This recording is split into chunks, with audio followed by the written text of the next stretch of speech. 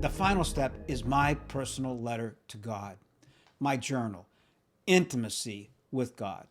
I begin by writing, "My Father in heaven, this is Stu, and this is what is on my heart today." This is where I write my hot penning letter to God, my Father in heaven, every single day. I love this time. I get intimate and vulnerable with God. It's the difference maker. It's the missing link to intimacy with God. This is where I pour out my heart to God with whatever comes to my mind. And I want you to refer back to chapter 5, part 1, where we looked very carefully at how to write this letter. I love to look back over these letters a year or many years later. It's amazing how carefully God has guarded my heart and my mind, and to see the ways that God has chosen to answer my specific prayers. Now, there are some additional notes I keep in my Connecting with God journal. I keep track of my life verses and my spiritual milestones. If I'm in a hurry or running late or driving in the car and I don't have a Bible with me, I use a life verse. A life verse is a verse I've chosen in advance that has special meaning to me. I write down and memorize these verses. I have 20 or so life verses. A life verse is a verse that has been a lifelong theme in my life. And then I write down my spiritual milestones. After Joshua led Israel across the Jordan River into the Promised Land, the Lord commanded him to appoint 12 men, one from each tribe of Israel, to take a stone from the riverbed and bring it to the shore to build a memorial as a sign to remind all of Israel and future generations of God's faithfulness and steadfastness and everlasting love to them in that place.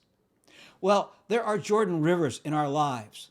They are seemingly overwhelming obstacles in our path that God has allowed us to cross in His power and in His strength. These are spiritual milestones. Mark them and take note of them as a memorial to what God has done.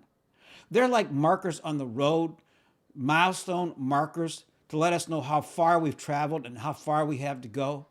They can help us to check where we've been and to chart our course ahead. Spiritual milestones are victories and accomplishments the Lord has given to you and to me as we journey through life.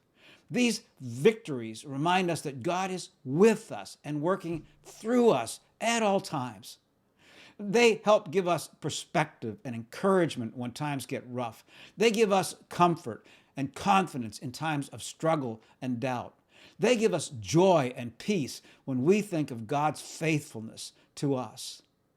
Your milestones may include any time when God has been faithful to you.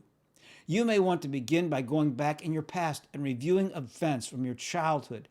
You may want to mark your baptism, or when you became a Christian, or a youth camp experience, a special award, a particular vacation, graduation from high school, or anything that's important to you. It might have been a time when you felt utterly defeated and God brought a victory into your life in a way that you did not expect. From your adult life, you might want to remember getting married or the birth of a child, an operation, changing jobs, joining a church, joining a small group, leading a Bible study, serving in a ministry, facing a crisis, completing a class, or even losing weight. Where have you depended on God to see you through? Remember God's faithfulness by writing it down.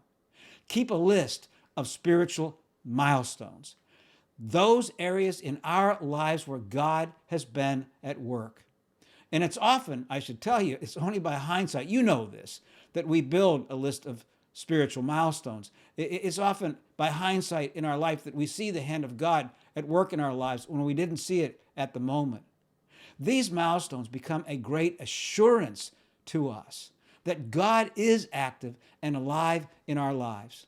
And I review this list several times a year or whenever I am looking for encouragement in my life.